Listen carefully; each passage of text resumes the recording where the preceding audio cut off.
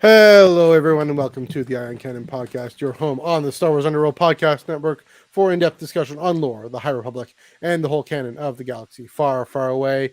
My name is Matthew, and I am joined across the continent by your friend and mine, Mr. Joel Davis. Joel, how are you doing this week? We're doing good, and we are on week 7 of the writer's strike.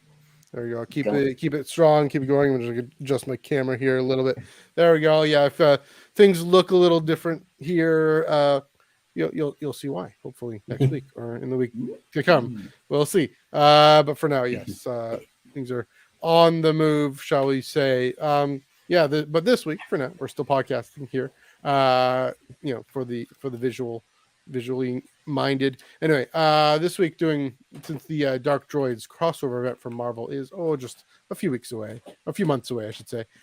We know something about a droid uprising is coming, Ajax Sigma, all that stuff. So we asked the age-old question: are droids people? It definitely brings it up. Before that, we got the plugs here at Iron Cannon Pod, EYEONCANOENPOD over on Twitter and Instagram. You can check us out there. We're in conversations. Also, check us out on the flagship podcast just this past Thursday. Joel and I were joined by Ben and Hannah for a great discussion all about Ahsoka, about the new Ahsoka spot. Primarily, I think that's pretty much all we talked about. I went into some tangents, but I got into tangent about adaptation.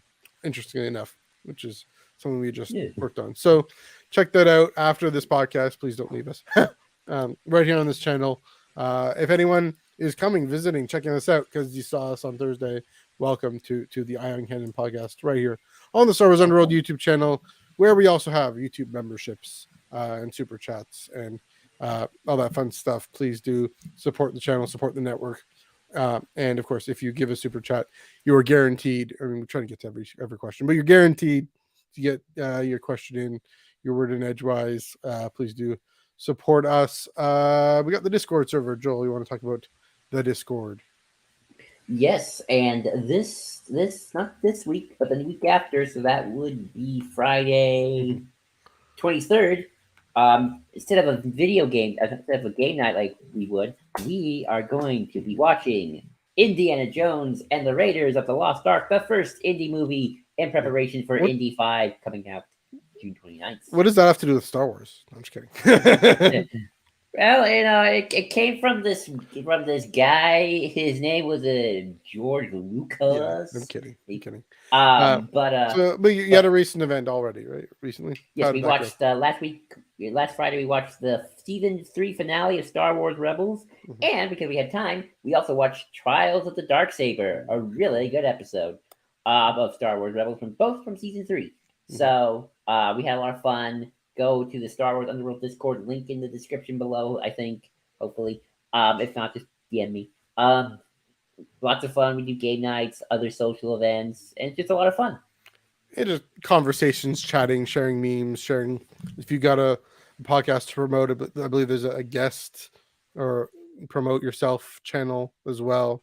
Different things. Tag us, say hi. We're friendly. We don't bite. Talk about if you have questions about High Republic or soccer, let me know. There's a great photo that popped up of Hayden Christensen in Soccer Aid. He played a Soccer Aid a few years ago. I was like, yes, you can suit up for Team Canada and for the Sith at the same time. All right, might as well move on ahead to it this week. It's Marvel. It's not quite Disney.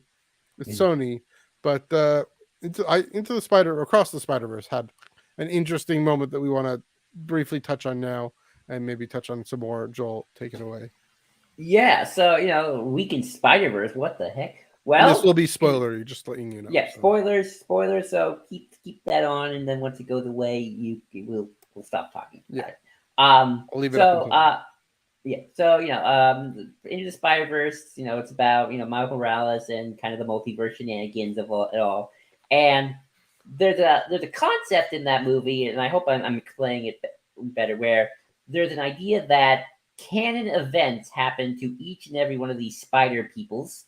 Not all men, some of them are women, some of them are dinosaurs, some of them are cats. And these canon events must happen or their universe will implode. And the kind of the conflict is Miles is like, well, I want to do my own thing. I don't want my canon event, which is his dad, the captain, dying. And there's one other Spider-Man who is like, no, you got to do this because otherwise, then the multiverse will collapse and pandemonium. So that's kind of the main argument going on. It hasn't really resolved itself because this is a two-part movie. That's Uh, definitely a spoiler. yeah, part movie. Well, we knew it was a two-part movie from Oh the yeah, beginning. okay. And again, if you're spoiler verse, Yeah. well, sorry.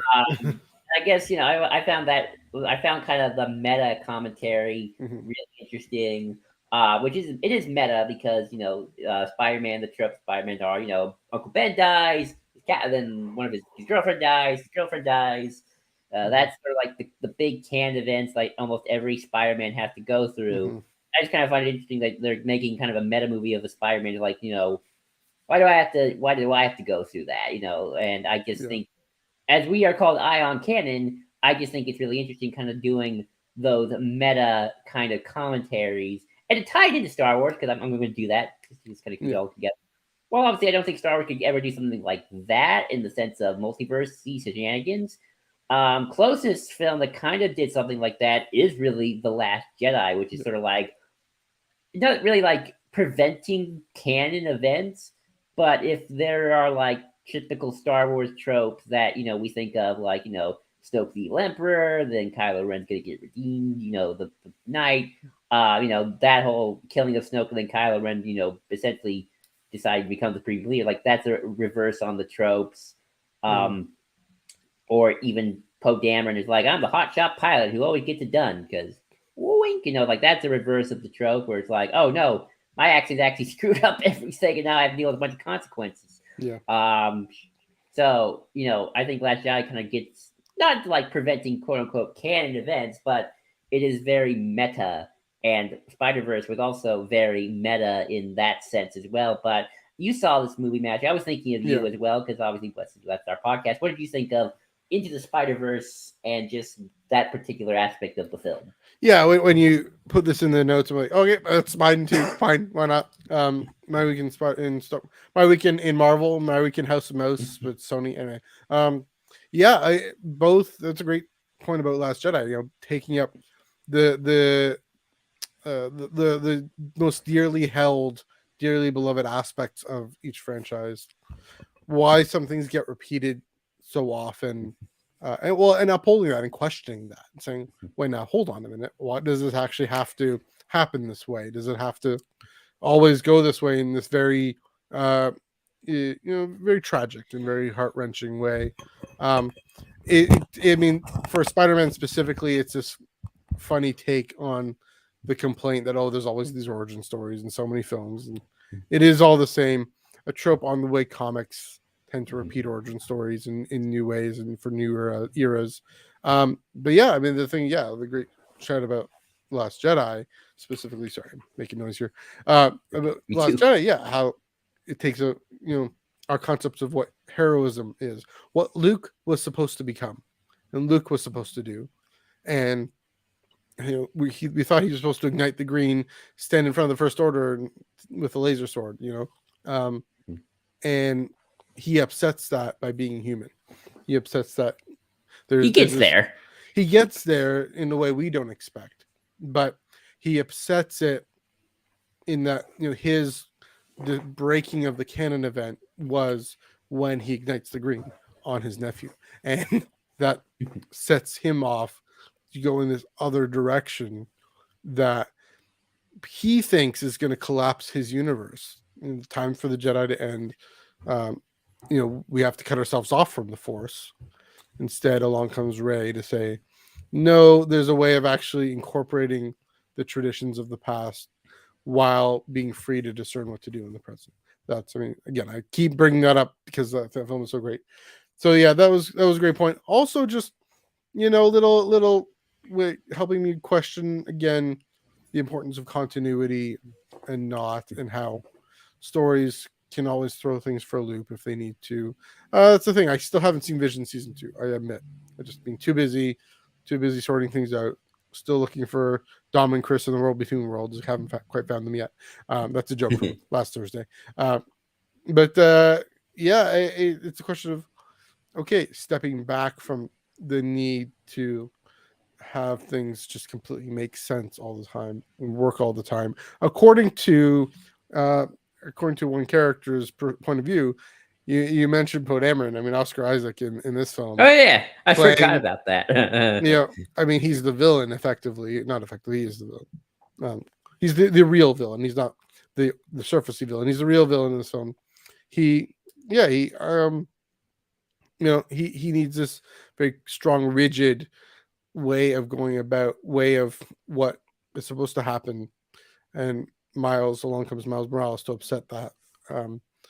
It's not quite the same as Poe, but Poe, he's the hotshot pilot who his own ego upsets that. So yeah, definitely things to talk about. I think we could spend a whole episode just on this. We've done kind of crossovers before with Star Trek, and I'd be happy to see this pop up and as a full episode one day. Maybe when part 2. Well, maybe when we have some time to see it again or whatnot. Also, I gotta say, visually this film is stunning. If the first one was great, truly great visually in different styles, this one just takes it even further, and it's a trip. So go see it. Go see it. Definitely go see it. That alone. So yeah. All right, spoiler done. There we go. But yeah, we got some news to go on to talk about briefly before we get into our main topic. First up, High Republic Shadows of Starlight miniseries. I'll get that up and I'll put that out of the way. Not cover Yoda. Poor Yoda. But yeah, Yoda got Mike Wazowski.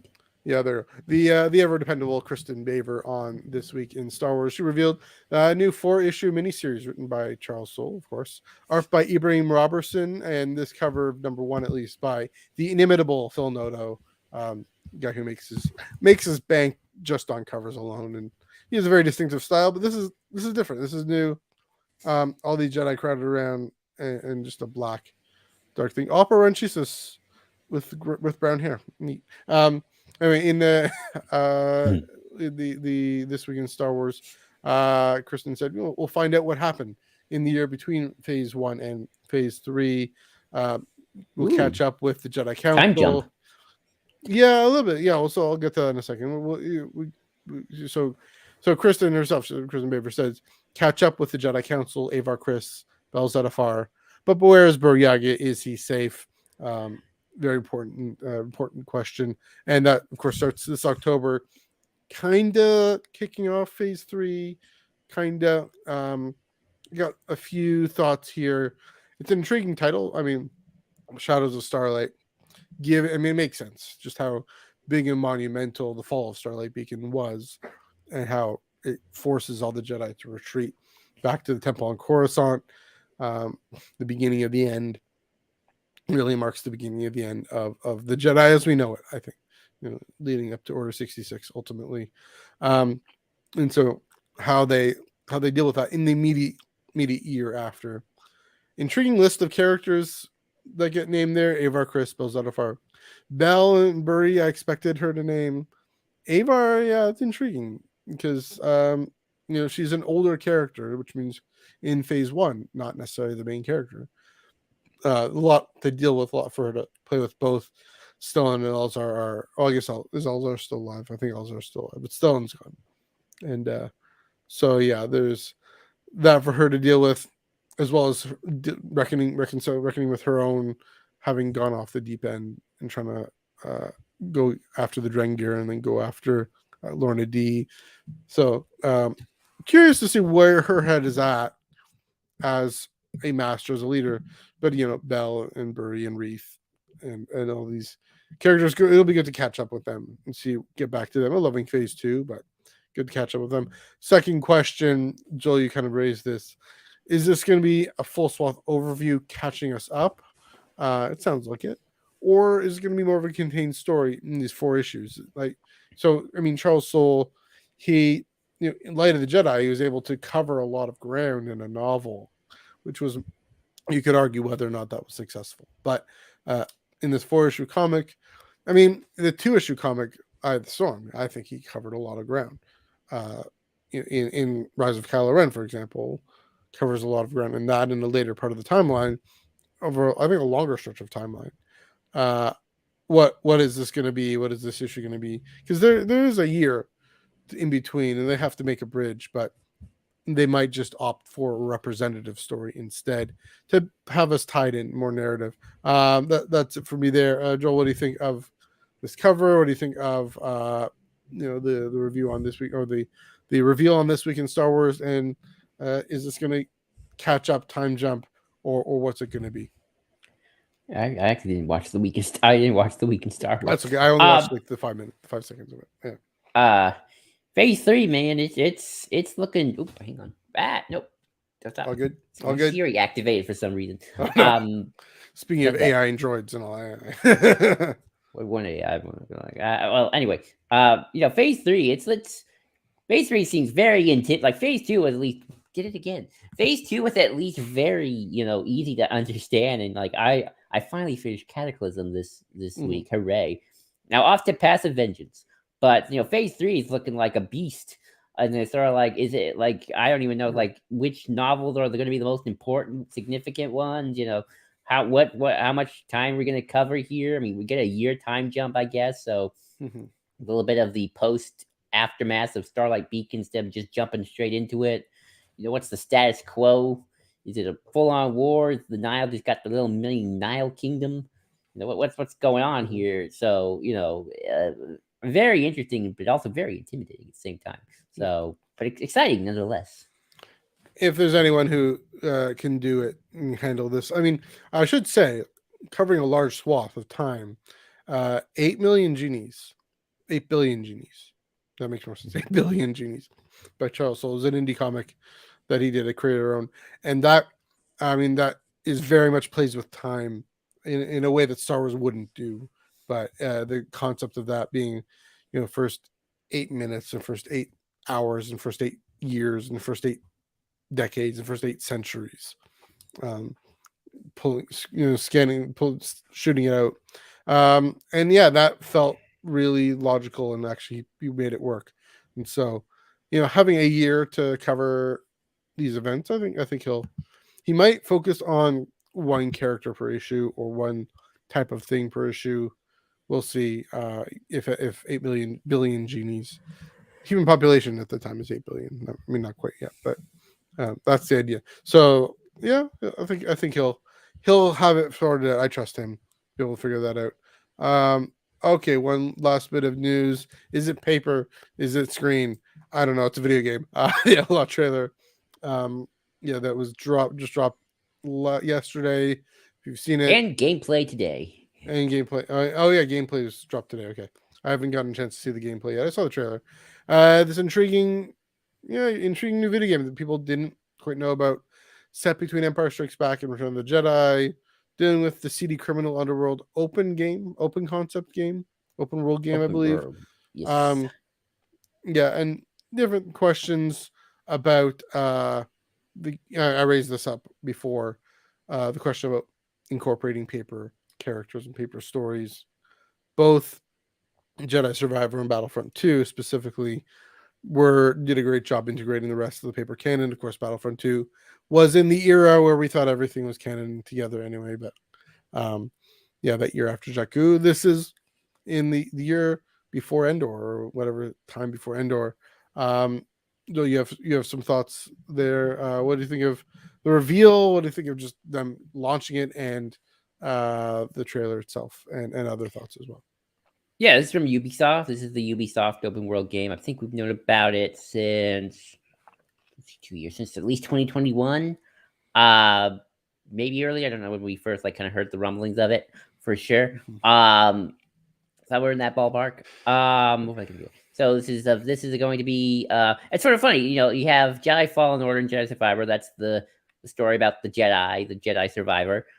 This is the seedy underworld side of things. This is your outlaw, your smuggler, your Han Solo types, and the criminal syndicates. I even like the way the trailer opens, where you start out with like an epic battle between the Rebellion and the Empire, and then it's like there's this war going on, But I'm over here dealing with these syndicates, so Yeah. like that's not really my problem at the moment. That's I gotta deal with these guys. So kind of like I like kind of that expanding of like, yeah, there's this big war between Mhm. the light and dark, Jedi's this, but like, hey, my life's just about dealing with these. That's my personal story. I gotta deal with the Mhm. crux of the world. Sometimes I deal with the Empire, but I got syndicates to deal with.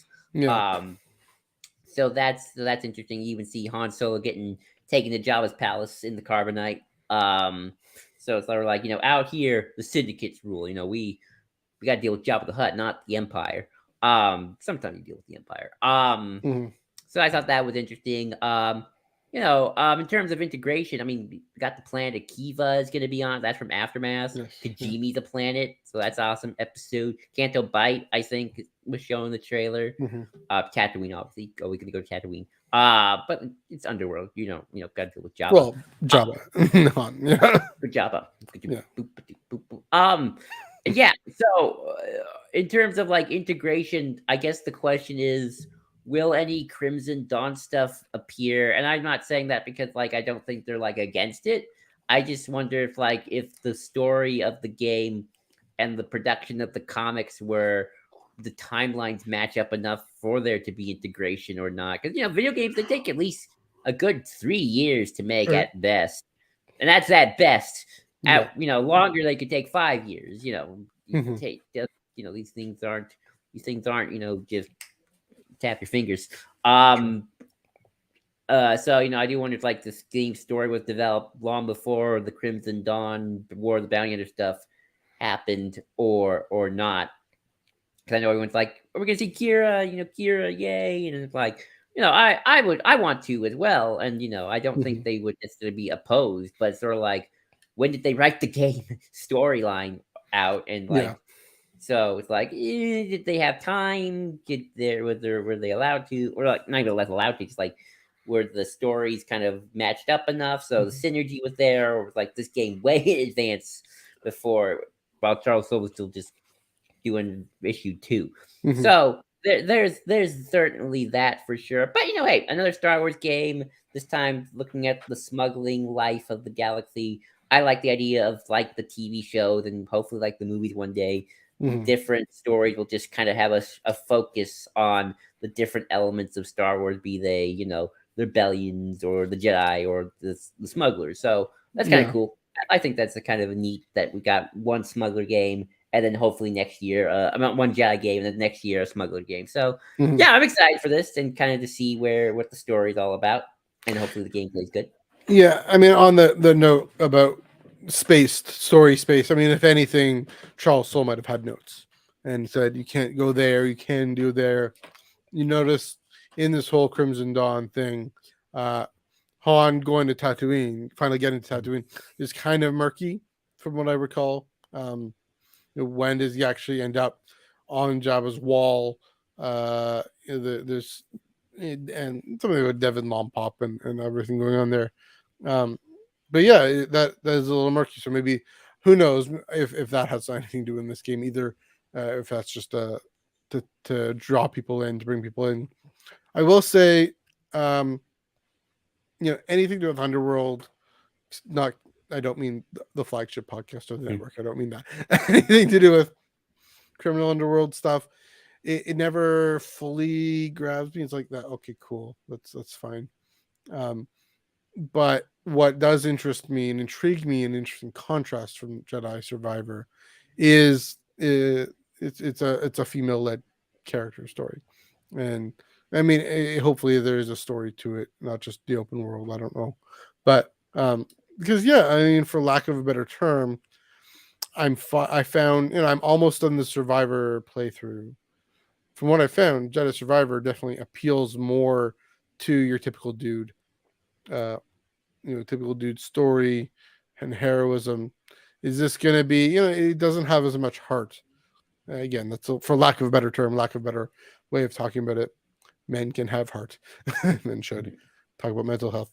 But Jedi Fallen Order had way more heart, delved into Cal's origin story and his trauma.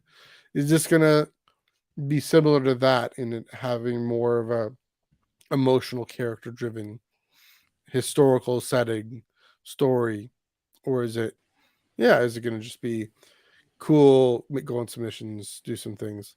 I don't I mean, know. I'd argue that Survivor has a better story than Fallen Order, if you ask me. But I completely disagree, but that's you have okay. to get to the end, especially by the time you get to the ending. I think it makes Yeah, I'm almost at the end, and there, yeah, that the stuff with Bode, yeah, that has a bit more of a heart too, but it's still a dude story of him being a dad and all that stuff. I I'm not mean, quite done, I but disagree. I like Survivor more than Fallen Order story. I think Fallen Order fair enough. But fine, I but mean, it's Order 66. Can't argue with that. But for me, at least.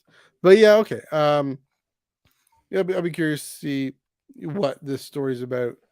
Also, the thing about the Galactic Civil War is that it ends up involving everybody. Ultimately, you can't ultimately escape it. The way, say, Din Djarin can escape the New Republic and have nothing to do with it, you can't have nothing to do with the Empire and the rebellion. So I don't know. I mean, that's fine. I do think I mean, let me you ask you this, Matthew. Shouldn't yeah they make games to not appeal for everyone? Like again, Star Wars should yeah not appeal to everyone. I love saying that out of sure context. It sounds horrible, but you know what sure. I I mean. know what you mean. I do know what you mean. Star Wars is for everyone. That is your point. Is that Star Wars is for Yeah. everyone. So appeal. I just think it is the whole thing about you just have Jedi versus Sith or Rebellion versus Empire now. Let's have an underworld story that's new and edgy and different. Well, no, it's not anymore, right? Um, at least in terms of stories, there's a whole Bounty Hunters comic. There's a whole, Solo a Star Wars story has, and strong underworld content.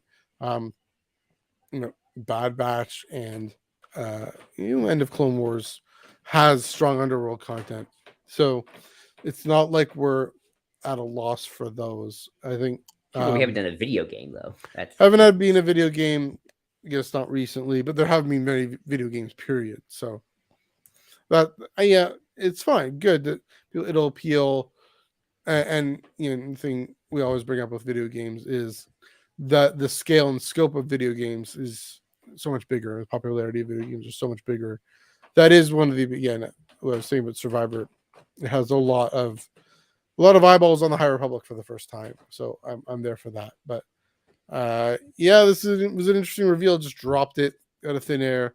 I wondered if they were hoping for, like, both maybe Survivor and Outlaw and some others were hoping for E3 to to, or some sort of event to release all these. Instead, they said nope. Here it is on YouTube because there's no E3. Here it is on YouTube, and yeah. Oh yeah, forgot to mention. Also, there's the main character, droid sidekick. It's Yes. a droid, by the way. Is a Yeah. separatist commando in a Yeah. trench coat. Yeah. That is awesome. That sounds like That's lead up epic. to a joke. Nah, I just think it's awesome. Just it's a separatist droid commando. Separatist man in a trench coat. Yeah. What do you do? That, Yeah. that's epic, man. Yeah. Um, Fun times. So yeah, that's Outlaw. Do you have any further thoughts on that? no, but I'm excited because I like I always say, video games, while they are paper canon to a certain extent, they are screen canon because they define things. They are what defines. Mhm. Because everything in my mind, paper canon is fluid because eventually you can kind of just ignore it, not ignore it, Mhm. change it up a little.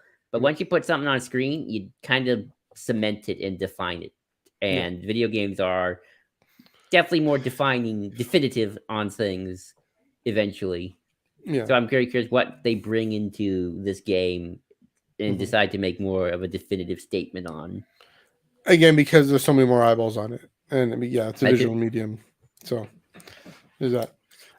Okay. Let's dive into our thing. Sorry if there's lots of noise happening upstairs. I'll go deal with that in a minute. I don't know if you guys can hear that. But I can't hear anything. okay, that's good to know. I can hear it. I can someone hear myself think. Here we go. Let's dive in. Droids. Are they people? Are they And people? are they people? Do they deserve an uprising? We'll see. We'll get into that. First of all, though, I want to set this up and say this is one of the big sci-fi questions, and one that lots of different franchises have tackled The first thing that comes to mind is Star Trek. Data, Measure of a Man, goes through this whole court case, and Riker has to lay out these philosophical arguments against Data having rights, being a sentient being, um, and it affects them affects them personally, and would have affected their relationship, but Data doesn't have emotions at that point. Isaac Asimov, all the way back, really made this conversation what it is with iRobot, and not necessarily just exclusively iRobot, but he brought it, made it a really literary question. I think The Matrix, really. I mean, there's the question of Matrix, and first I mean Battlestar Galactica, both the first one that is the Star Wars spinoff, but also the early 2000s one really pushed the synthetic beings as as humanoid, as sentient persons. Star Trek more recently with Picard, for example, with uh, continuing on everything with Data, but um, you know, the backstory to Picard is this big terrorist attack on Mars, and led by droids or androids trying to lead an uprising and trying to strike back on the Federation. I mean, it's interesting how that both the Matrix and Star Trek, Matrix, Star Trek, Asimov, all of those, the backdrop for this question is a droid uprising, and what motivates that, in Battlestar 2 to its own, to some extent. The last one I'll mention is Vision in Marvel. He has been front and center in the MCU, and oddly enough for him, there hasn't been much of a question. He's treated as a full character. He has this relationship with Wanda. He has a relationship with everyone else. Yeah, it's and, and the way all these Data, especially Data and Vision, really pursue this is through relationships. And they find their personhood in the relationships with others that give them a longing then to grow and learn and engage more deeply. So there's that question. Joe, I'm gonna go deal with the noise upstairs while you give us a bit of a reading here. So I'll let you go for that and then talk away. All right. Oh, yeah, there we go. Yeah. All right. Well, I'm actually gone. Well, I'll give my little spiel too while you're gone, and then maybe if I need to repeat myself, I will. So Star Wars is very interesting when it comes to this question because in some way, with the original trilogy, it kind of opts to not deal with it, which is fine. It's Star Wars wasn't really going to for high concept sci-fi; it was fantasy. So if Han Solo wants to just turn off 3PO because he's being annoying. Thank you, from an Empire, go for it. But, if you're going to expand Star Wars beyond just the original trilogy and even the saga itself to a certain extent, I think you should maybe ask these questions as you're world building, because then you kind of lead to like some problematic elements and whatnot. So, onto the reading itself. Early on in Star Wars, we had this tie-in comic. Um, what's it called? What's it called? Star Wars C3PO one shot. The one shot Ghost. This is the Ghost in the Machine. This is the story of how 3PO got his red arm. You might not recognize him with the red arm. But despite being a tie-in comic, just to explain why he got the red arm, it's actually really good. And it has this really good moment here where he's talking to the other protocol droid about memories and whatnot. So I will try to do my best, Anthony Daniels, but I'm not good, so I'm gonna go back and forth between myself and Anthony Daniels. It clearly bothers you, Omri, that our memories are in the hands of our makers. You've raised the subject more than once. It is a curse of the protocol droids, like you and I, C3PO, that our task requires an extra degree of sentience. I think that added awareness causes us to question flashes of past events where the grand events or nothing to speak of. How important have I been? These questions nag at me. You, on the other hand, C3PO, bundly and eagerly obey your orders. I assume you recall nothing. That's not entirely true. I see flashes. For a moment, a place, rocks, a factory, a droids, an arena in the middle of a battle, my own body, not my own. A green world with hills, underwater city, a single city spread far my optical senses could see, a temple on fire, smoky mountains of magma and fire suffering. Yes, I have memories too, and yes, sometimes I allow myself to wonder about them. But I also accept it is a droid's lot in life to be in the service of its master. Enough. We have to keep moving. The clouds ahead. We do not have to be under them if it starts to rain. So that's like one of the more interesting degrees of questions of like, how much sentience does a droid have? I don't know. I might expand this conversation a little bit to talk about just the general idea of created beings, and not in like the God sense of like God created the universe, but like you came out of a tube. So I'm gonna add like the clones from Clone Wars as well, because Mm. they are as well created beings. They were not. They were made. Yeah, Well, manufactured beings. Oh, you want me? I can put it back up. You want me to put it back up? oh no, we're good. Yeah. I think we got it. I should Good. say this is written by James Robinson, art by Tony Harris. Shout out to them. Give some credit there. Yeah, really beautiful comic, and warmed my prequelist heart with the references to the films there. Yeah, sorry. Anyway, keep going. But yeah, it's just sort of interesting, Star Wars when it comes to this question, it's kind of always should have shied away from it to a lot of extent. But, I guess kind of the question that this kind of asks yourself, like, all are all Are all droids? are all droids sentient?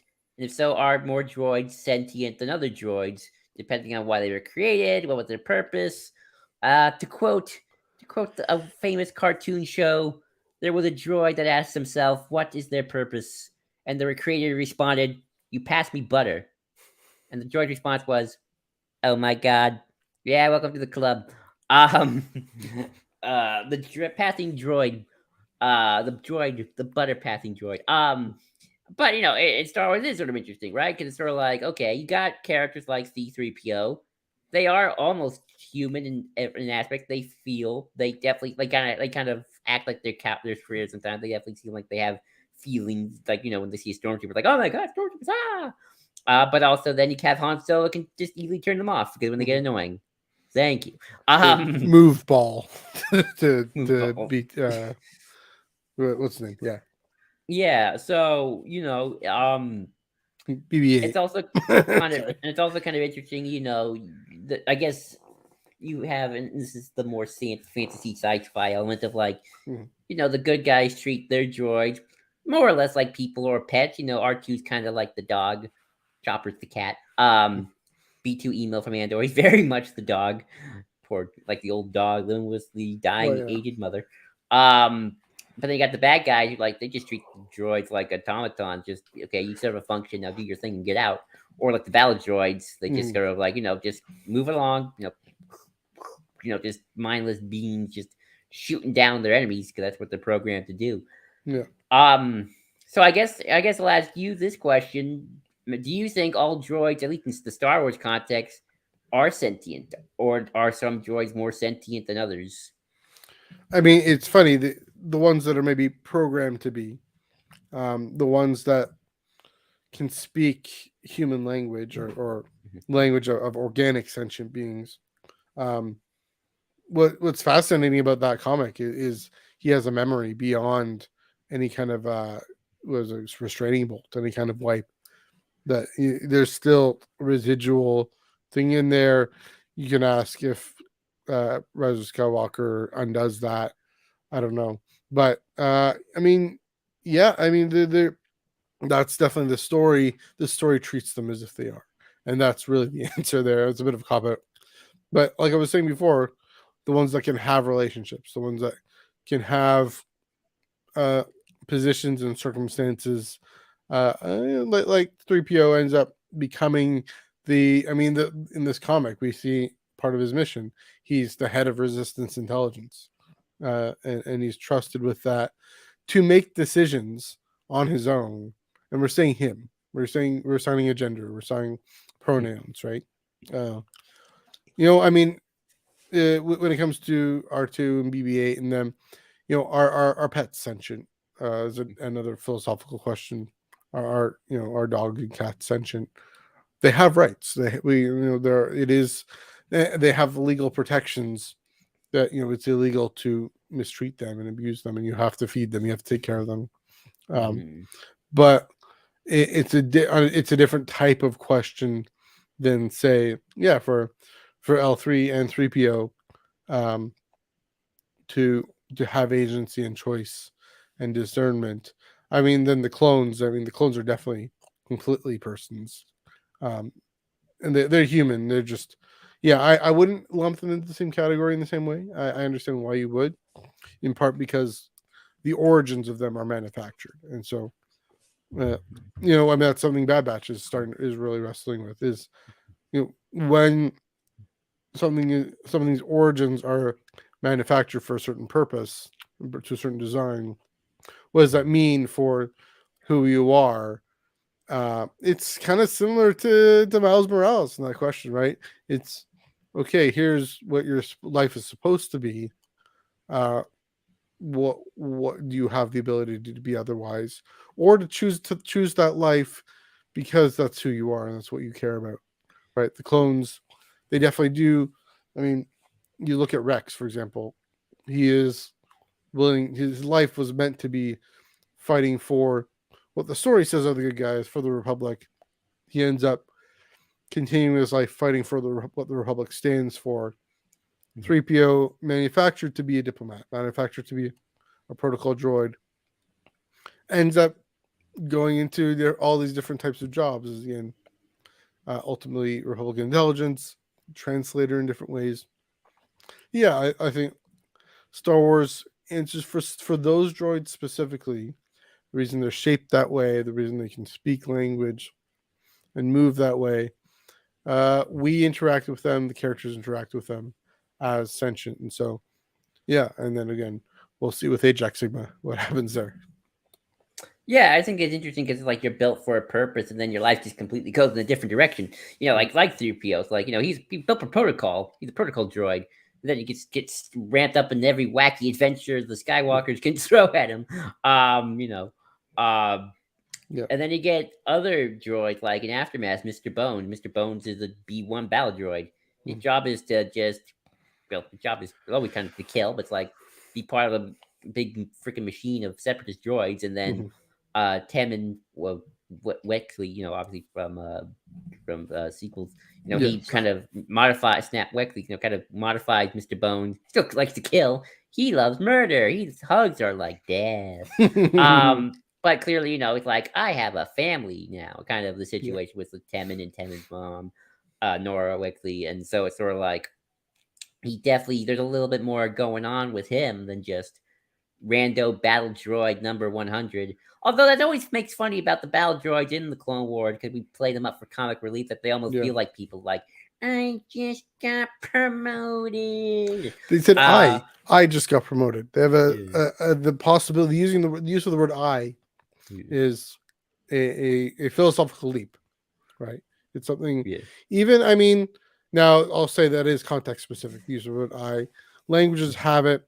Well, what I'll say is human civilizations through time always have a sense of I. It's just what's more important, the I or the we, but still any kind of first person, right? There's still but yeah, it's a great point about battle droids too. I guess that's kind of the question, I guess, and this is where the debate started, like, how should we treat even the droids? Like, how should we treat the droids whose only job is move box to box over there?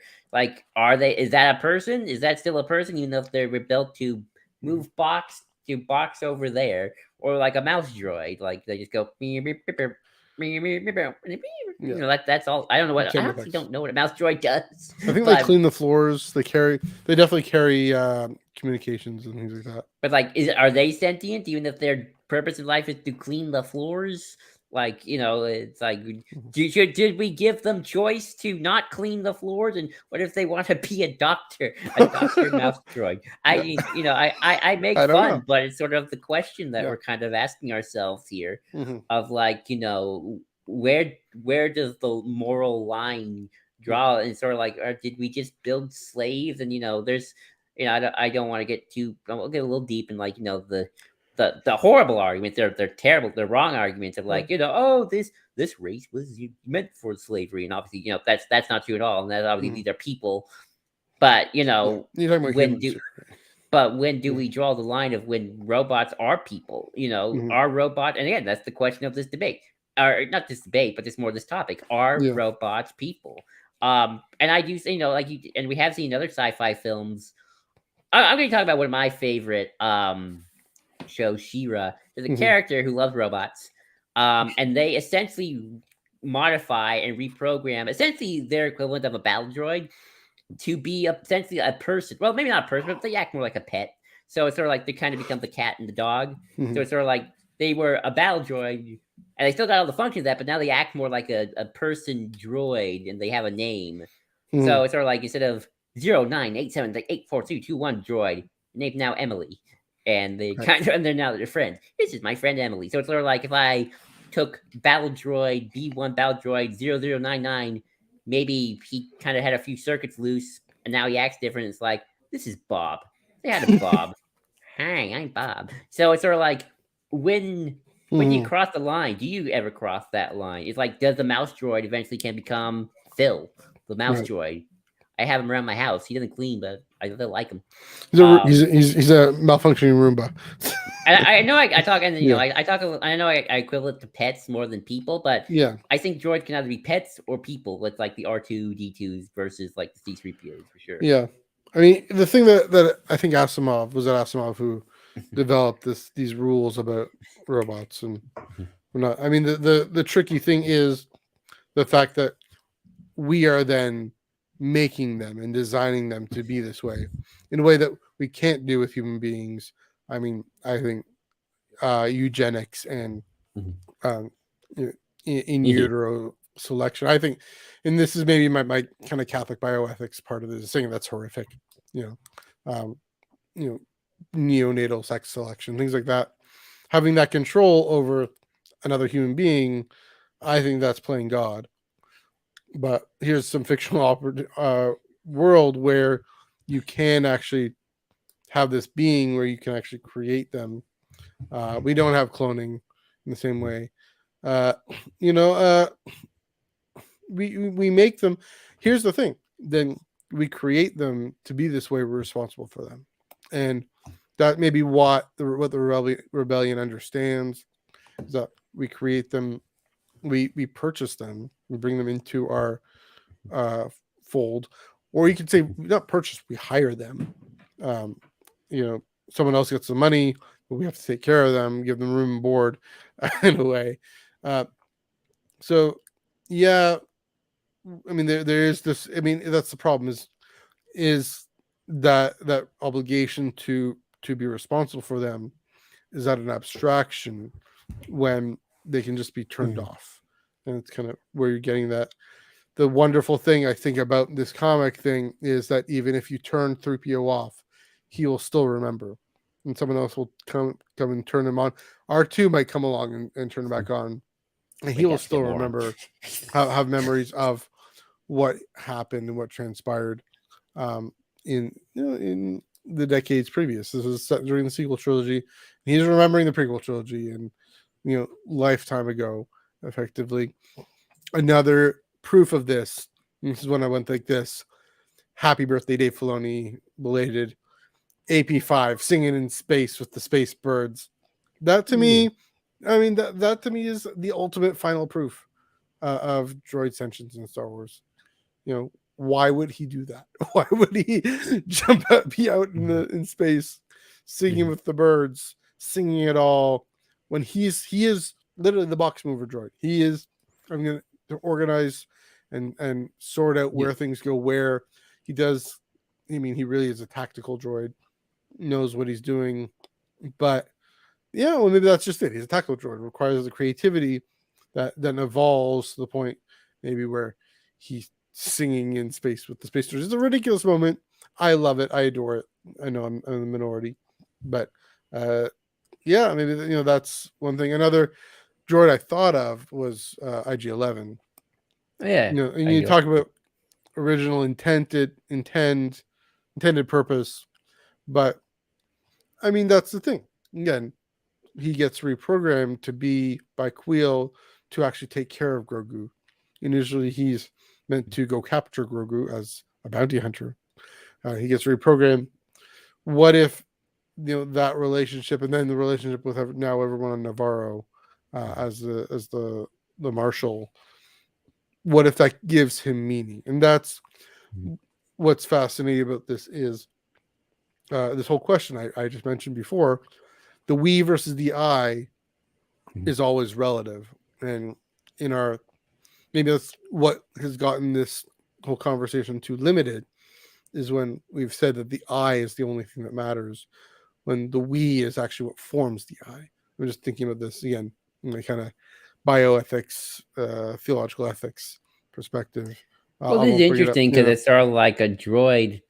You make a droid, they make a droid. The manufacturers make a droid. You're like, I can make a droid. Like, let's say I make a droid. Like, it's not even a sophisticated thing. It's like a little mousy thing that's meant to like move. That is meant to pass me the butter. But do I just treat it like, okay, you pass me the butter now to turn you off, or do you kind of develop like quirks and like little things, but like that almost becomes like a personality, and it's like. That's true. Like if I say, good job, pass me the butter, it goes, queekle, queekle, queekle. It's like, it's not cocky. It's like a cat. Like a cat, it's deaf.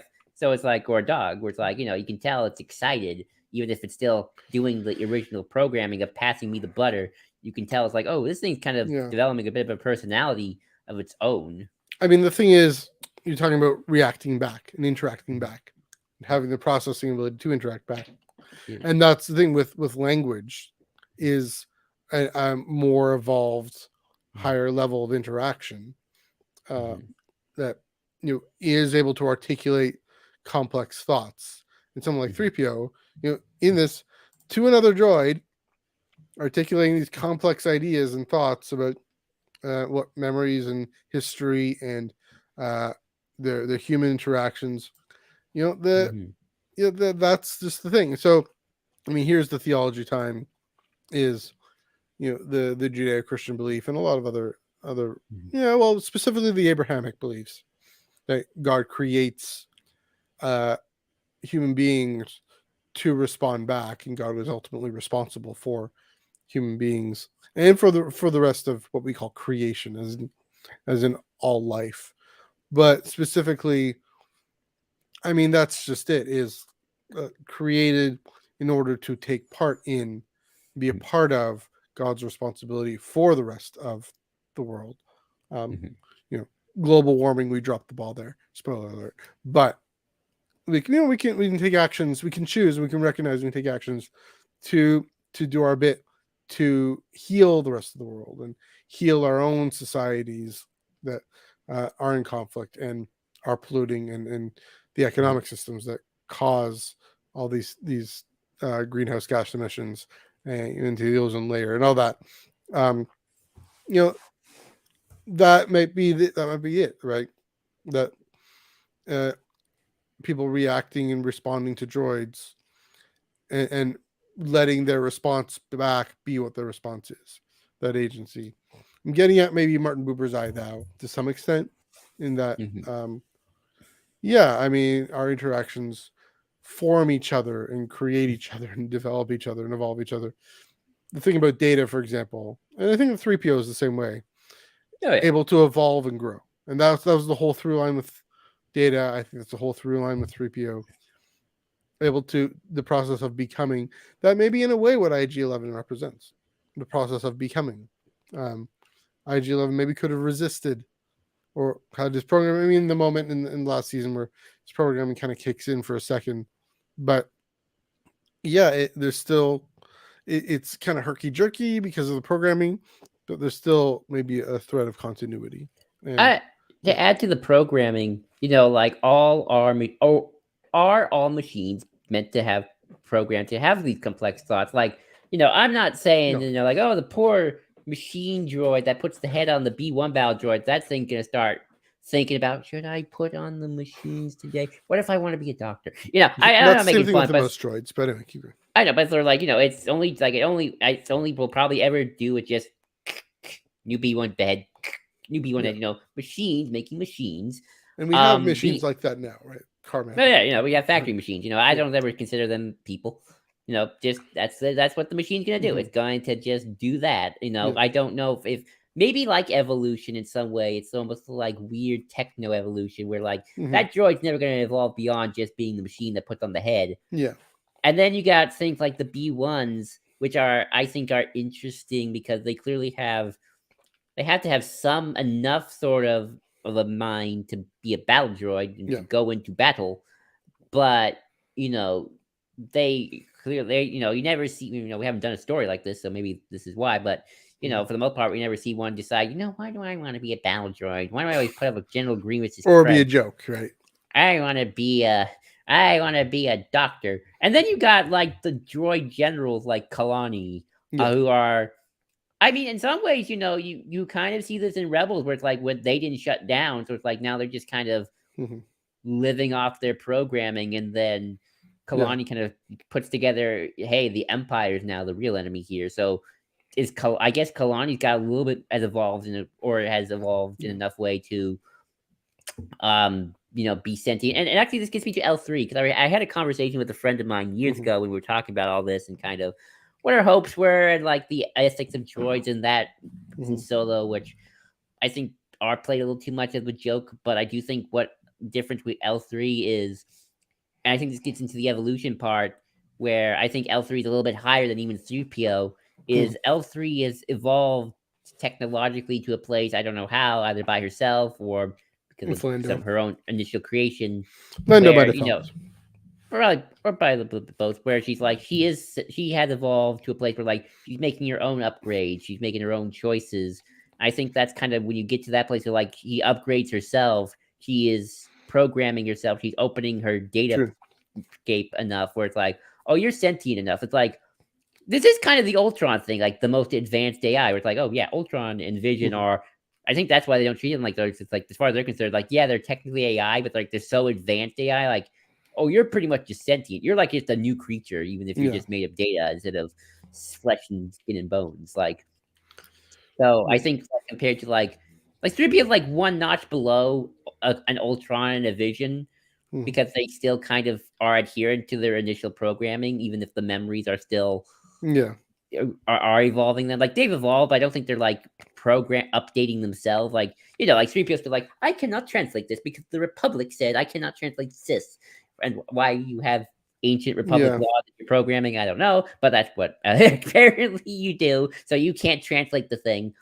So even though the fate of the galaxy kind of depends on it, and it's only when we find the loophole of how we can get bypass this part. Like, okay, I mean, he chooses to go on it to do it himself. But that's another point of like, I do think there's like tiers of sentience where you got an L3 who is clearly making their choices until you get to the end, which gets a little questionable with the Falcon. And 3PO's like kind of in the middle, where he's not just a full-on automaton, but you see the limits of his programming still kind of kicking. Yeah, well, you just mentioned how L3 it gets murky at the end. I was just chatting with Dom the other day. He was saying that it would get really disappointing that she doesn't have a moment where she can actually agree to being plugged into the Falcon that way. Her programming her brain to be fused into the Falcon that way, and the fact that that's upsetting to us, and that we recognize that is the wrong choice. So there needed to be at least one line. Maybe. I mean, well, no. I'm going to say about Rise of Skywalker. That's what I like about Rise of Skywalker, where 3PO does make the choice to exactly do the thing. And what Dom was saying was there needed to be at least one line of her saying, "Yeah, let's do this. I understand the need. Let's go for it." And I think from a certain point of view, the ESP from a certain point of view revisits that a little bit, and Lando is actually able to commune with L3 to some extent. We know R2 had a bit of a dialogue with her as well. So, again, there all these things building up to this claim to sentience in Star Wars, even. It's partly what other characters make of it, but my point being there is that we are always in part how other people react to us and respond to us, and how we react back.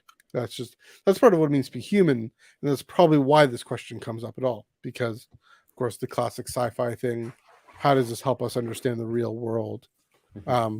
It's weird, it's this funny uncanny valley that we're getting to, and there's a writer's strike over because we're moving too fast into that being a reality and not actually considering the ethical and artistic and economic ramifications of it. Um, so, yeah, I Well, mean, it's here's funny sort that of a Siri sets off in the middle. I was like, nope, not right now, Siri. We're in the middle of I something. know. I mean, it's sort of funny. One of the kind of the signs that the writer strike always has is like, AI doesn't have my trauma. Writing comes from emotion and pain and Yeah. stuff like that. But what's interesting about Star Wars is, does 3PO have emotions? Does L3? I mean, I think L3 clearly has emotions. Dio, Data, Dio has Dio, trauma from yeah, Mochi, Dio. right? No, no, thank you. No, thank you. B2 emo is like Yeah, Cassian gone. It's like just like, oh, I just feel so bad for him. It's like, yeah, oh, he's like the doggy. He just knows his yeah, master's not there. It's like, where's Marva? It's like, oh, my little heart can't mhm, take it. yeah, So it's sort of interesting. And then you got the B1 battle droids. Although it's always hard for me with the B1 battle droid. It's like mhm. it just seems like you were just playing that for humor. You weren't really thinking about Yeah, a the, little bit, especially in like, Clone Wars, right? especially in And Clone Wars. in Jedi Survivor. But Mm. again, you got Mr. Bones, right? Yeah, but then Bring that Mr. up Bone, again. That they have the capacity with the right to person to come love. along, you know. So Yeah, Temin gets Temin got he program helped reconfigure Mr. Bones, so like now he does love the Wexley mhm, family, yeah, quite a bit.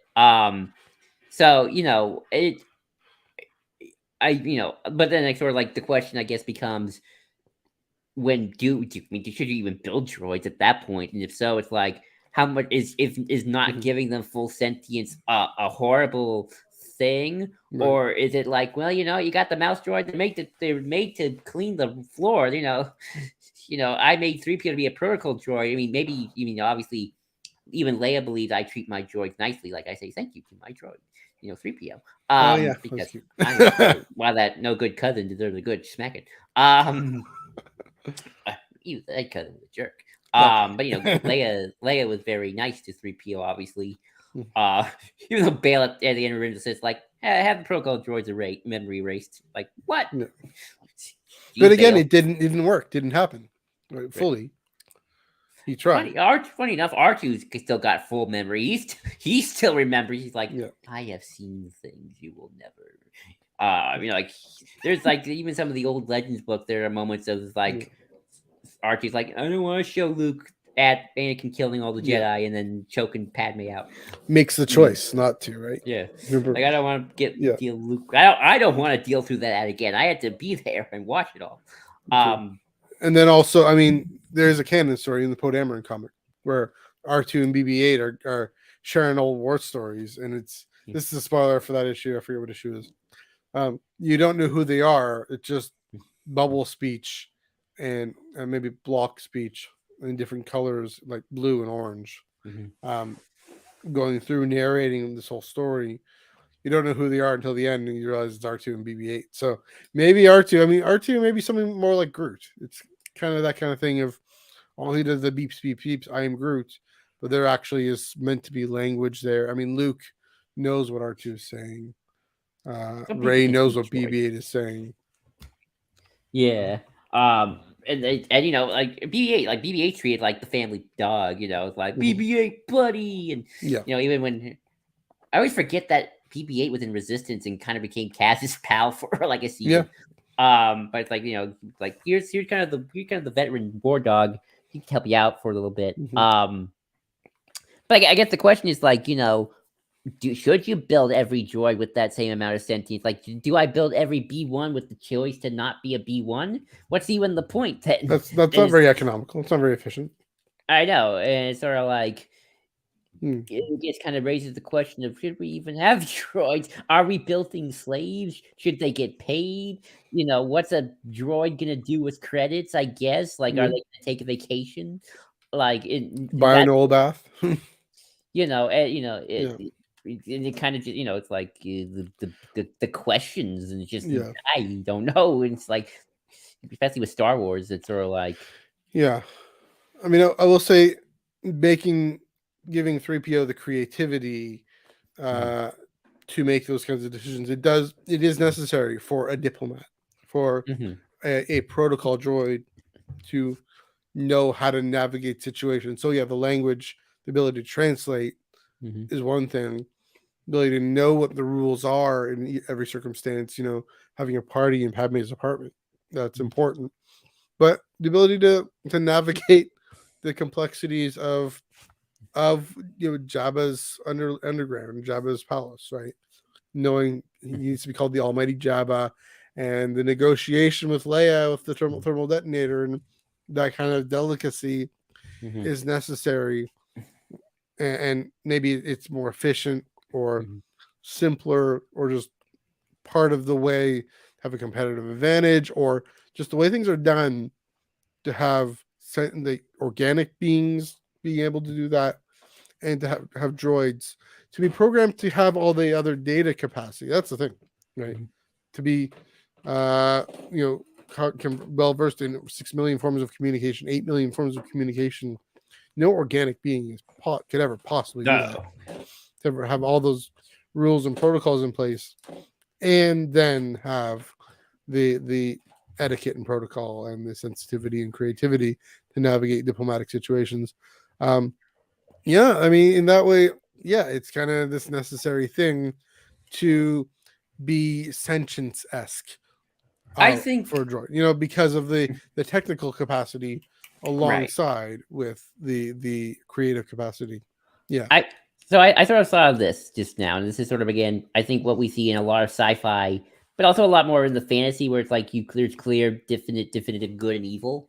Yeah. Where even if you build a droid, like I saw just this question: Mm-hmm. what if the Jedi commanded the droid army instead of the clone army? Mm-hmm. And I was thinking about this, and like, let's say they treated the droid just like they treat the clone, right? Like, if Yeah. let's say, maybe people like Mace Windu, but like Anakin and Obi Wan, like, or at least Anakin in Ahsoka. Yeah. I R2's. think even if you still programmed a droid army, I think the heroes would still do their best to treat the droids as people. So, like, every time a droid went down, it's like, fallen brother. Yeah. And then you start seeing, like, oh, instead of droid BB0099863441, it's like, oh no, Bob is down, and Ricky, not Ricky, he started developing an interest in dance. It's sort of Yeah. like, even though you still program them to fight for the war, Mm-hmm. you'd still treat them as sentient beings anyway, even if they still did their initial like, even if you had a mouse droid that still cleaned the floor. I feel like the most the morally outstanding heroes would still kind of treat them with respect and with a certain sense of sentience, even if they still form their initial Yeah. programming of mopping the floor, compared to the bad guys. Like, you're just tools, Yeah. and once I'm done with you, I'll treat you like crud. um Yeah. so I think that's also the kind of the moral lesson of the droids. It's like, yeah, a battle droid is still going to battle droid. There's nothing you can do about that.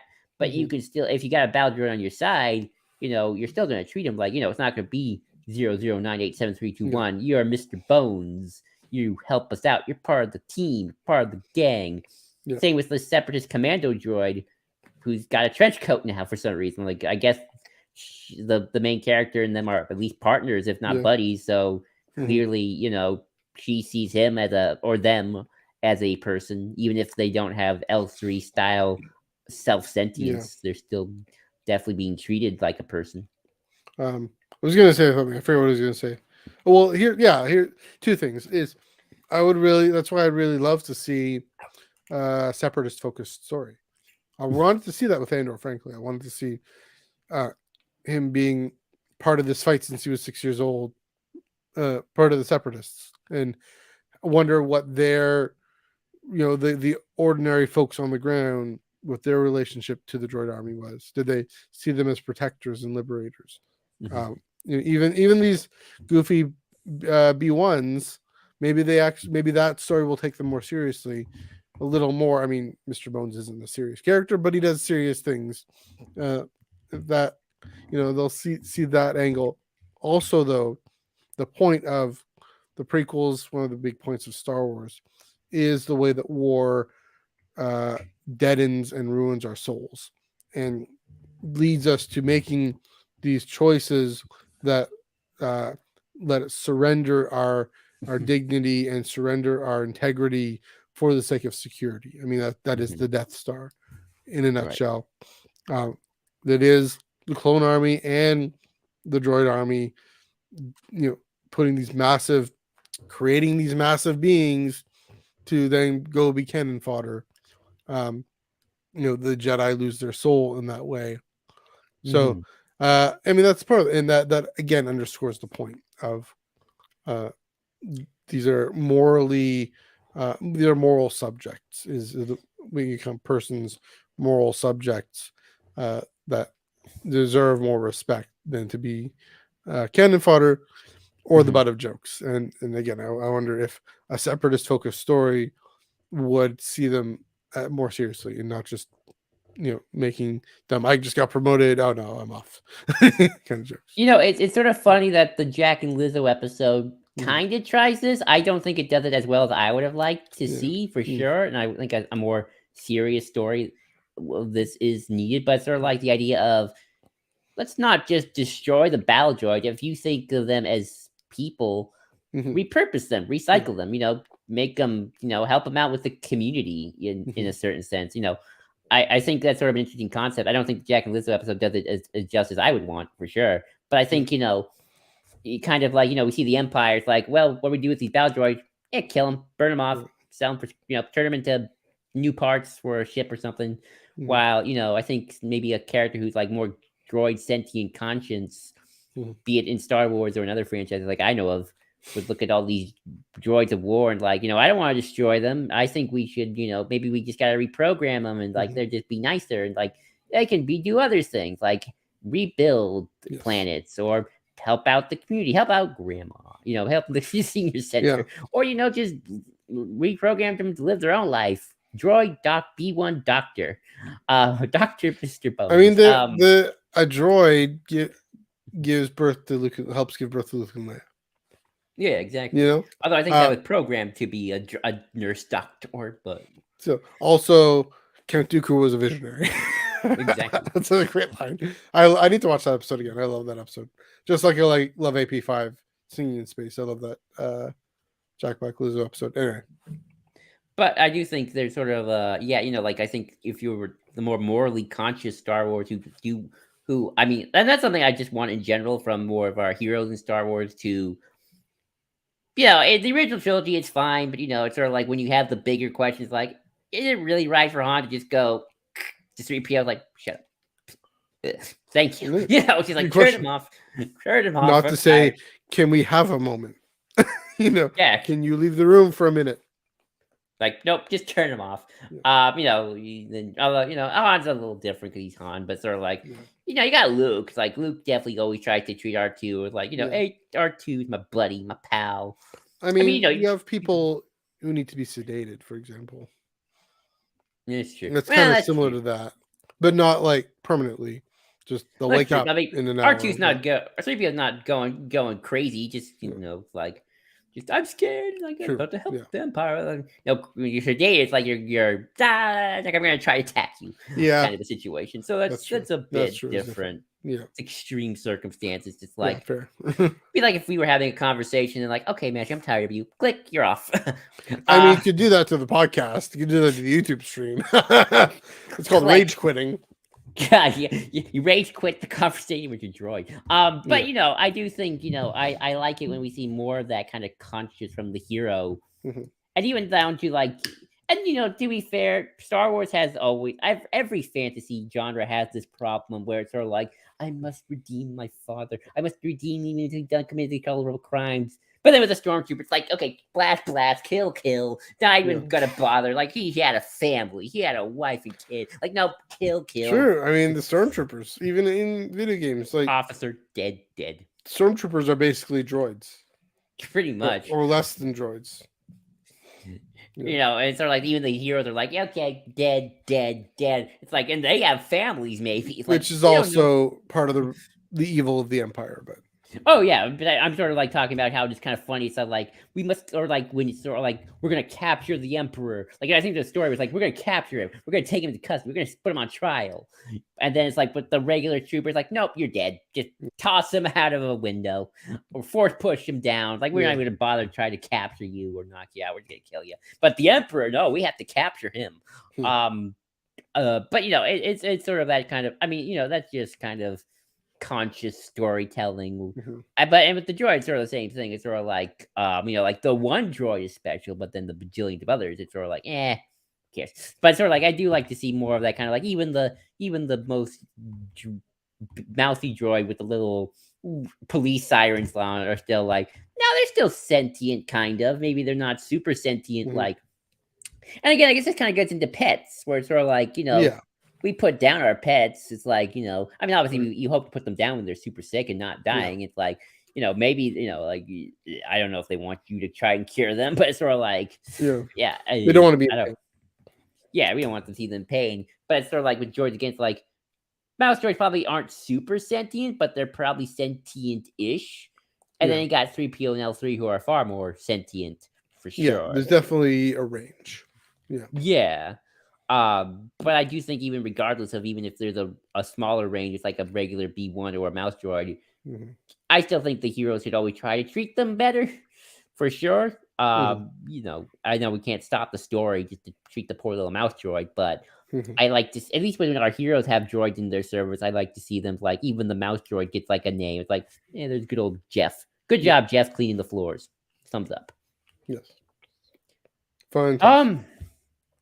I guess we're kind of almost done with this. Let me just Mhm. check my notes.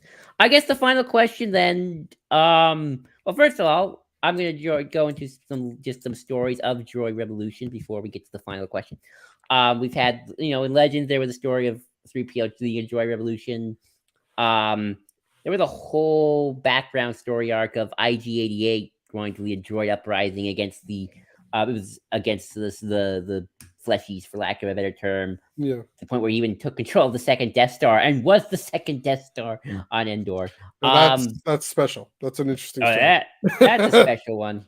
You have HK-47 from the Knights of the Old Republic. He was an assassin droid who joined the main crew, and that's kind of he's kind of like a Mr. Bones type, where he's very much like he Mhm. calls humans meat sacks, and he's like, "Ooh, I just want to see violence." He's Well, that's. very like Oh, sorry. he You're likes about to get violence. to 000, and Yeah. yeah. He programmed to like violence, even though he's also kind of part of the crew. So it's kind of like Mhm. you can see the violence, but he's also like, oh, I like this gang. Yeah. But then finally, I guess the final question is enter Ajax Sigma. Well, before you do that, I do want to mention oh. 000 and Oh yeah, 000. BT because I Oh, mean, yeah. I guess that's AK-47. In the Afra story, one of the Afra's kind of nemesis, sort of. Another murder droid who loves just program something to do with, I forget what the origins, something with a special brain, like matrix, positronic matrix, for lack of a better term, that it was involved in maybe the Separatists, but also Vader's involved in that somehow, and like an ancient Sith programming that says, okay, 000. I mean, the joke is kind of old at this point, but that's why he hasn't shown up much. But it's like him and BT. They just want to. They just want to take out the meat sacks and further.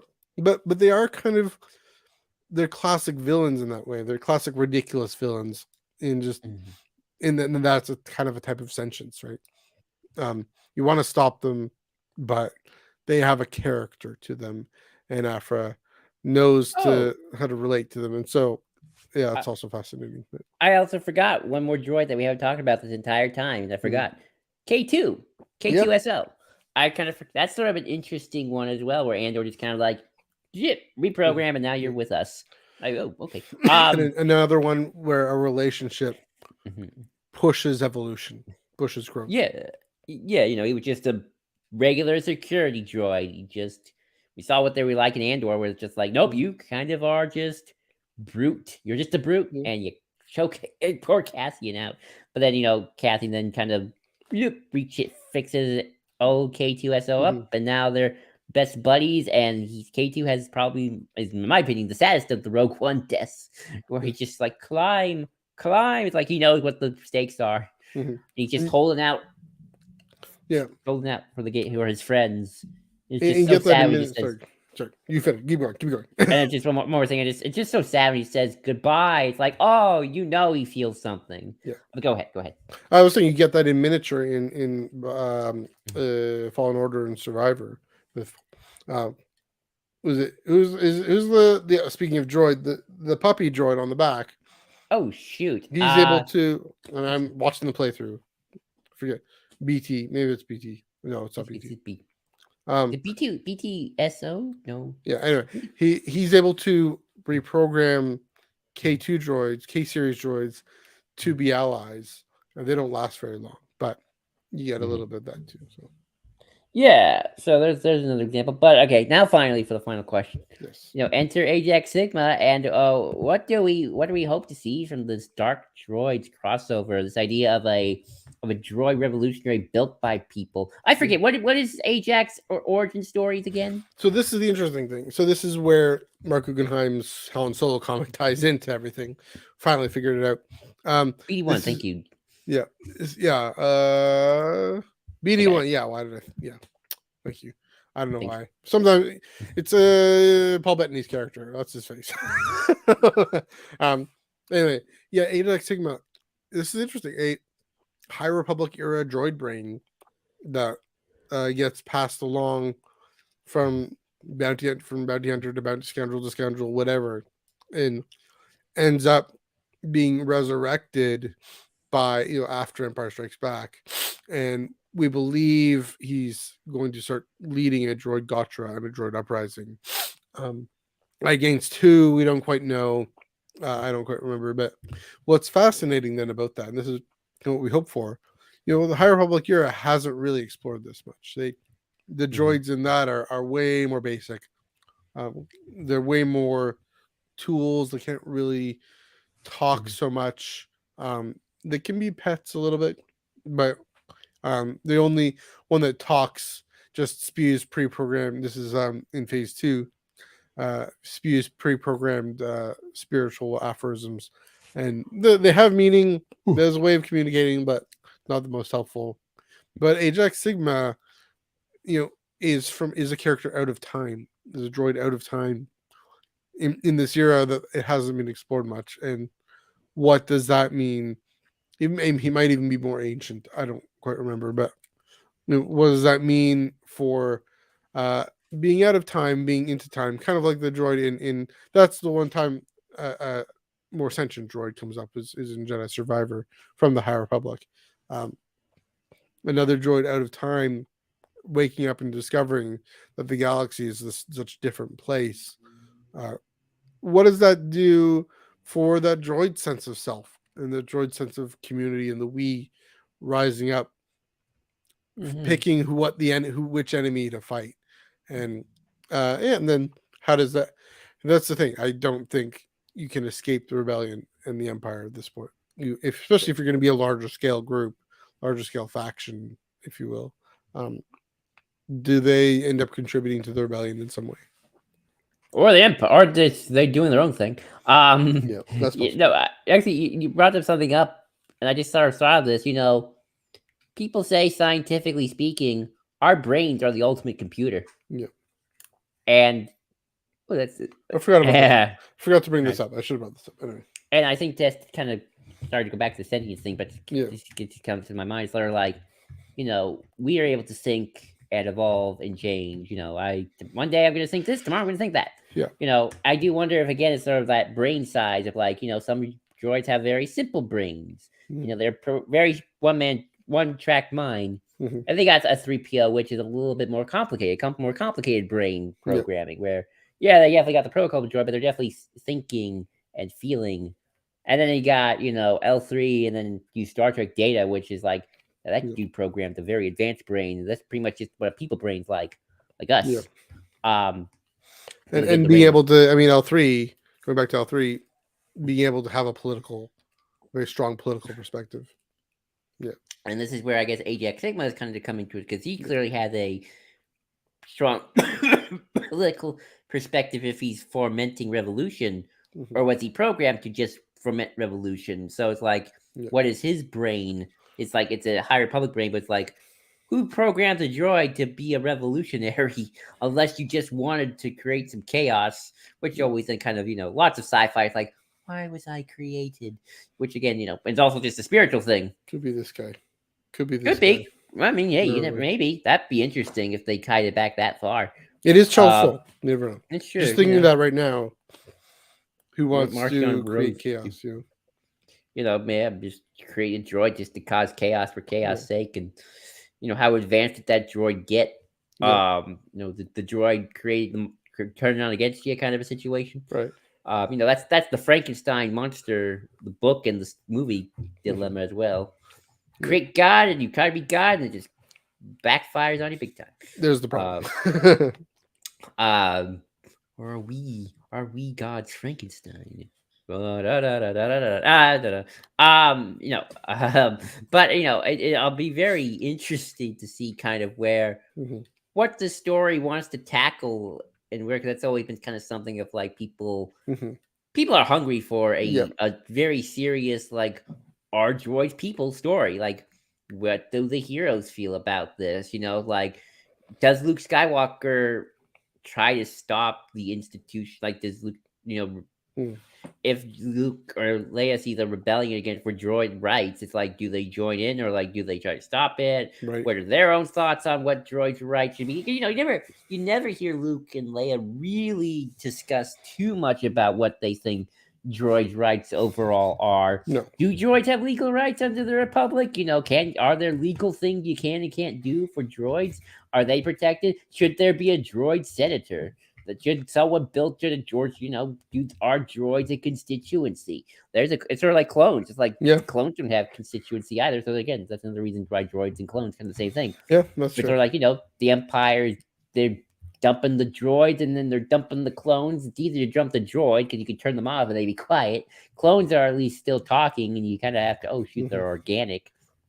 But then again, it's like non-organic life form. You still have the word life form in there. Yeah. Organic life form, non-organic life form. Also, Still clones got have Order 66 and the inhibitor chips. I forgot to mention that.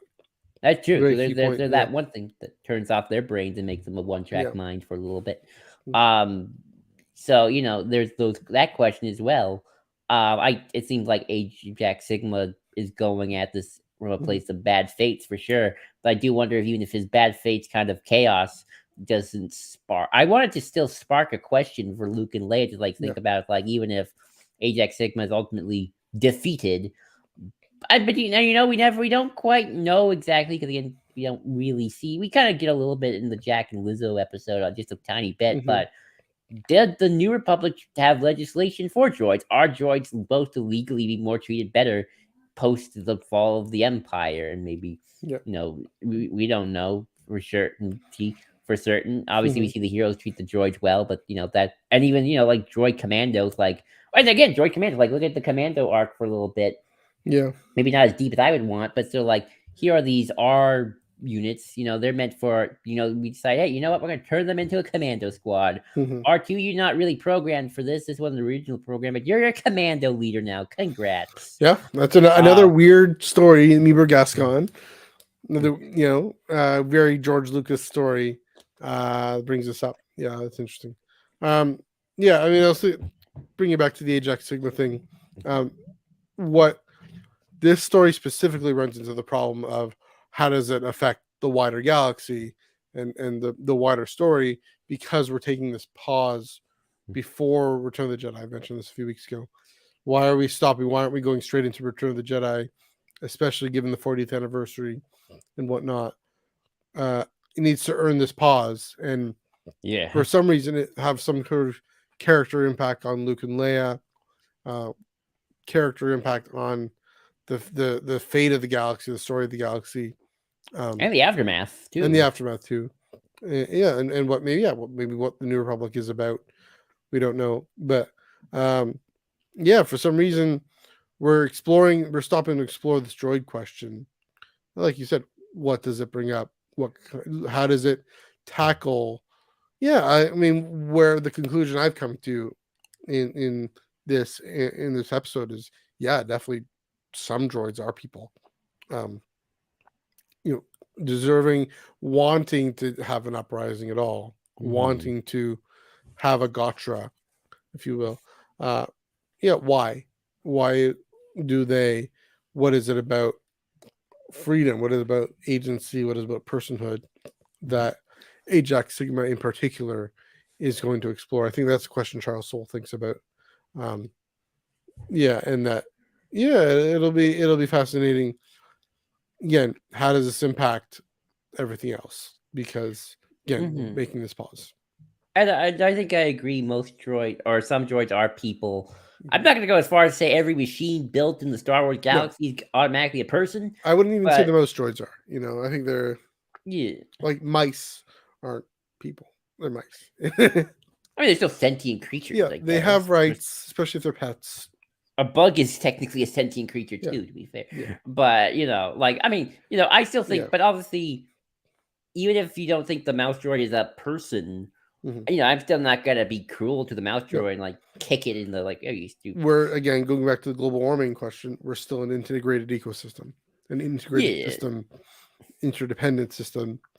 I mean, the Naboo and the Gungans need to treat each other like persons. That's a problem. But they don't. Yeah, well, the Gungans are a civilization. We're talking about the mouse droid, but I to know, get I know. But the to, point being, yeah, having a sense and awareness of an integrated, interdependent, symbiotic right. ecosystem. Our midichlorians and the wills. Like come on, But I even do then, think that all that. you know But I just think that the hero should still even treat the mouse droids with some kindness. Yes. I know, like Cinderella does with her mice friends, Yeah. and maybe that'll help you out in the long run. It's like, oh, you were nice to the mouse droid, so the You mouse never know. droid might remember you, and it's like, Yeah. hey, I'll help you out, even though it's not really in part of my programming. That story Um, would not be surprising if we got a story like that. I mean, yeah, but like even the mouse droid, even and Mando, where it saw who was Din's other robot that he got to help R4, not R4.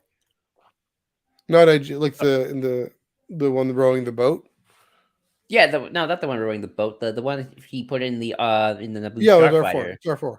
R4, for R4, it's like the mouse droid saw R4. It's like, hey, intruder, Yeah. intruder, intruder, intruder. So it's like even True, the they mouse droid was kind of being a recognize some jerk. things too. I mean, that's something with the battle droids. So Yeah, but it's the same thing with the battle droid. Where it's like if I had a battle droid, it's on my side. I'm not gonna treat like just General Grievous, where it's like I'm gonna smash its head. Like I'm yeah. gonna treat it with respect, and maybe even that would evolve that relationship, and that Hmm. droid might, even to its limited programming capacities, get it to Hmm. personhood as far as Yeah. possible. And I think that is sort of at least my view of it, where it's sort of like treat these creatures like sentient beings and they will even evolve in a way where it's like even if you don't go full L3 and 3PO, even the most programmed droid can still kind of get Yeah. as far as they can with their limitations. How to be just prevent being destroyed by a droid uprising, a la the Matrix or Battlestar Galactica. Treat them with respect. Yeah. Uh, Even if they do don't too do much. unto your droids as you would have them do unto you. Pretty much. Pretty much. Yeah, Uh, that's the ultimate lesson. And I do hope unto that the those who you believe don't have the same agency and creativity and capacity as you, and and they will surprise you. I mean, that's yeah, I you mean, know. we can oh, go Go. ahead. No, no, I We was can we yeah, can we can still debate like is this a slave economy if we're all using droid and like do droids need salaries and money? yeah, I think maybe that, but I do agree to the basic line of like treat your droids as you would, and if we're B1 battle droid wants to become a doctor, support them in becoming a doctor. yeah, I think they should have some sort of free will. yeah. Um, yeah, I was gonna. There are. I mean, this is all. There are parallels to the real world as well that I don't think we have time to go into, but because yeah, keep in mind this is fiction. We are of a writer's strike because we're not there yet, and we're pretending we are, and that's a problem. Um, you know, maybe we will be one day, and there's the warning. Who knows? Um, Hopefully, there's more 3POs than there are Matrix robots. yes, that's so. But we have a choice. Again, Yeah. treat your droids as you would have them treat you. Fair enough. You have any more thoughts? Nope, that's pretty much it for Uh, me. I think this was a good place. This is a good place to end it. Very lots of leave comments because I know this is a very interesting topic for sure, and I know yes. where this is something that a lot of people talk about. So I hope lots of comments come in, because Yeah. it's definitely one of those things that I think we should talk again later in a different time as more stories come out, hopefully, about it. That's true. Yeah. So as Joel said, thanks for joining us, everyone. Yeah, as Joel said, leave comments below. The here on the YouTube channel, Twitch, Twitter, Facebook. Those boxes aren't going anywhere. Definitely a very lively, and hopefully with Ajax Sigma and Dark Droids coming. It's called Dark Droids coming up. Very lively conversation. Also, let us know what you think on Twitter or Instagram at Ion Canon Pod. Please do give this video a like and a share, subscribe to the channel, like all our socials, follow our socials if you haven't done so already. Joel, thanks again for leading this discussion, getting it together. Where can they find you on the internet? You can find me on Twitter at JID2021. Again, JID2021.